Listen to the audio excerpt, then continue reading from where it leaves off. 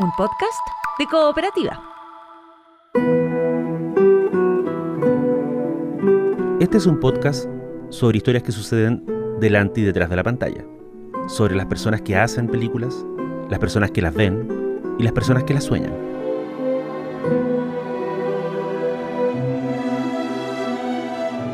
Soy Daniel Villalobos y esto es El Contador de Películas.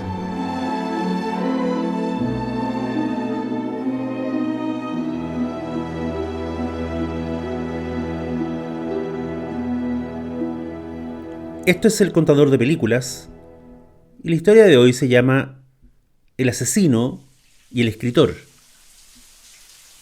Incluso aquellos que nunca han visto la película conocen la escena. La fotografía es en blanco y negro. Una mujer entra a la ducha. Mientras cae el agua sobre ella, una silueta delgada aparece detrás de la cortina de plástico. La silueta alza la mano y en esa mano hay un cuchillo.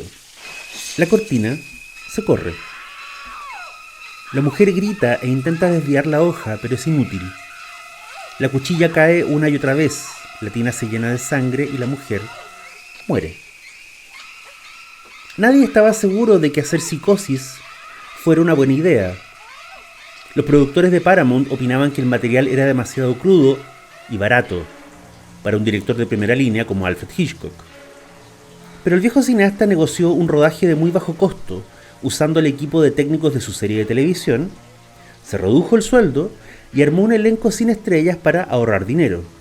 A Hitchcock le interesó Psicosis desde la primera vez que su asistente Peggy Robertson le dijera que ese libro podía ser una buena película. En general, a Hitchcock los proyectos le llegaban por vías más oficiales. Pero confiaba mucho en el criterio de Robertson, así que leyó el libro en una tarde y le ordenó a su agente que comprara los derechos. Terminaron pagando $9.500, de los cuales $6.400 llegaron a bolsillos del autor de la novela. Ese hombre se llamaba Robert Bloch. Había comenzado su carrera como escritor en los años 30 y había pertenecido al famoso círculo de amigos por carta de H.P. Lovecraft. Bloch, como tantos otros escritores de suspenso y terror de su generación, publicó sus primeros relatos en revistas dedicadas a la ciencia ficción y al policial. A fines de los años 50 ya era un autor veterano, con varias novelas publicadas y decenas de historias cortas repartidas entre revistas y antologías.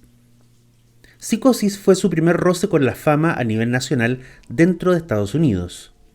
Fue su primer libro adaptado al cine, y aunque Bloch no escribió el guión de esa adaptación, sí fue la puerta de entrada para que numerosos productores lo llamaran a la hora de guionizar antologías de terror como Asylum y La casa que sangraba. This house is full of sounds. ¿De dónde sacó Bloch la idea de ese psicópata tímido y solitario llamado Norman Bates, que administra un motel cochambroso y que vive dominado por su madre? Hay varias versiones, y ninguna es la definitiva. La leyenda clásica es que Norman Bates está basado en un asesino de la vida real llamado Ed Gein, el mismo que se supone fue también la inspiración para la familia de matarifes de El loco de la motosierra. The story of this twisted killer begins over a century ago. Ed Gein was born in La Crosse Hasta el día de su County, muerte, Wisconsin, on the Robert Bloch 26th negó of esa leyenda. 1806. Según él, ninguna de las circunstancias que rodeaban los crímenes de Ed Gein se conectaban con su personaje de Psicosis, y la única relación venía de una idea muy general: preguntarse qué pasaría si tu vecino de toda la vida en verdad era un asesino en secreto. Bloch enfatizaba las diferencias cada vez que le preguntaban. Ed Gein, decía, nunca trabajó administrando un motel, nunca mató a nadie en la ducha, y nunca conservó el cuerpo momificado de su madre, como sí lo hace Norman Bates en su novela. Es muy triste que una madre tenga que declarar contra su propio hijo. Pero la negativa de Bloch no cierra la leyenda, más bien la abre. Ed Gein, para quienes no estén familiarizados, fue un granjero que vivió en el pueblo de Plainfield, en Wisconsin. Hombre de poca educación y pocas palabras, lo que se sabe de la vida de Gein antes de ser detenido es que vivió muchos años con su madre, una mujer muy religiosa y muy estricta. Tras la muerte de su padre, Gein se volvió el único cuidador de su madre, que estaba postrada por una enfermedad. Ella fue, según las confesiones posteriores de Gein, la única persona que siempre le importó en el mundo. Cuando su madre fallece en 1945, Ed Gein se queda solo en su granja. Deja las habitaciones de la mujer sin tocar ni un mueble o una prenda de ropa y clausura sus puertas. Se instala a vivir en un cuartito al lado de la cocina de la casa y convierte la granja en su reino personal. Cuando en 1957 la policía llega al lugar investigando la desaparición de una mujer llamada Bernice Worden, se encuentran con una escena horripilante. En la granja de Ed Gein no solo está el cuerpo decapitado de Bernice, también hay huesos y cráneos de otras personas, algunos de ellos convertidos en decoraciones de la cama o el velador. Hay sillas, lámparas y prendas de ropa forradas con piel humana. Hay colecciones de narices, dedos y quijadas en distintos puntos de la casa. Ed Gein, por supuesto, es detenido.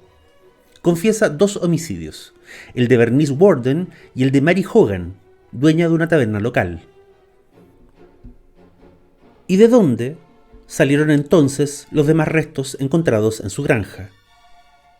Aquí viene una de las partes más escabrosas. Gein confiesa que, luego de la muerte de su madre, se obsesionó con crearse un traje de piel humana para convertirse en ella. Los cuerpos de mujeres que a Gein le recordaban a su madre los fue robando a lo largo del tiempo en cementerios cercanos. La policía comprueba que durante años ha habido una serie de profanaciones en los camposantos que Gein nombra en su testimonio. El escándalo estalla. En el primer juicio que se le hace, Ed Gein es declarado loco y se le considera no apto para enfrentar un proceso legal. Es enviado a un hospital psiquiátrico. En el segundo juicio, que ocurrió recién en 1968, se le declara no culpable por razones de salud mental y se confirma su reclusión en un hospital por el resto de su vida. Muere en 1984. Volviendo a Robert Bloch, su argumento más repetido para negar la influencia del caso de Ed Gein en la trama de Psicosis era que cuando escribió el libro no estaba enterado de la historia de Gein. Pero el caso del granjero de Wisconsin que guardaba cráneos y restos humanos en su casa había sido noticia nacional en 1957. Y Bloch escribió Psicosis durante las primeras 6 semanas de 1958. Y además, un dato no menor. En esa época de su vida, Robert Bloch vivía a menos de 60 kilómetros de la granja de Ed Gein. ¿Cuál es la verdadera explicación entonces? Yo creo que las cosas fueron así. Bloch, como toda su comunidad, se enteró de primera mano de los detalles del caso de Ed Gein y tomó notas. Y el caso disparó su imaginación y de ahí en adelante ficcionó los demás elementos. No escribió un relato al pie de la letra. Cambió la granja por un motel, desechó la idea de la profanación de tumbas y se concentró en lo que le parecía esencial. Esa figura del hombre solitario, obsesionado con la memoria de su madre religiosa y estricta, y aquellos momentos del día donde algo tomaba control de sus actos y lo llevaba a cometer crímenes. Entonces lo que sucede, me parece a mí, es que Bloch, como otros tantos escritores de suspenso y terror de esos años, tiene la paranoia de que tilden su trabajo de chatarra sensacionalista o literatura basura. El caso de Ed Gein lo obsesiona e inspira, pero no puede reconocer la deuda directa con los hechos reales. Sería demasiado tosco, demasiado parecido a esos periódicos de crónica roja que él mismo consume pero que jamás leería en público. Bloch, entendiblemente, debe haber aspirado toda su vida a la respetabilidad. Escribe Psicosis basado en un hecho real brutal que ocurre a media hora de su casa y luego lo niega todo. No, su Norman Bates no viene de Ed Gein. Su Norman Bates es una invención original, suya y personal.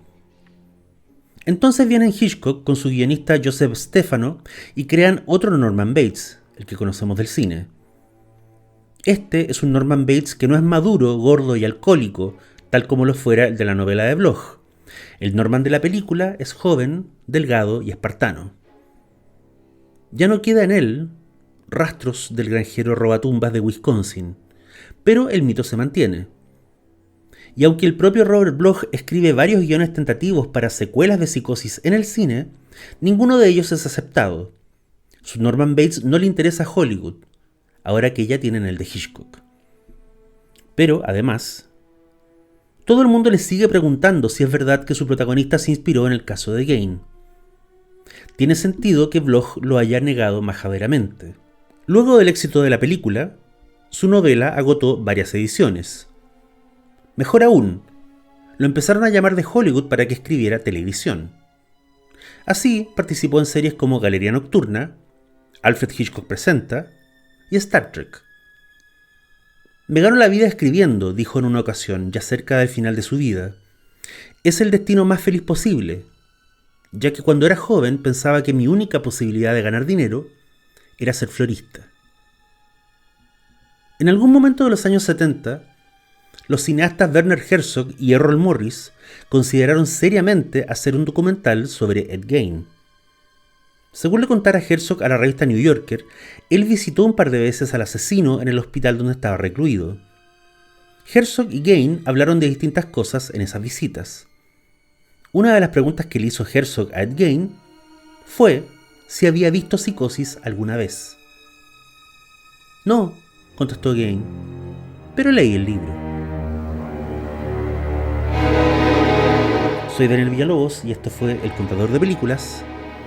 Hasta la próxima.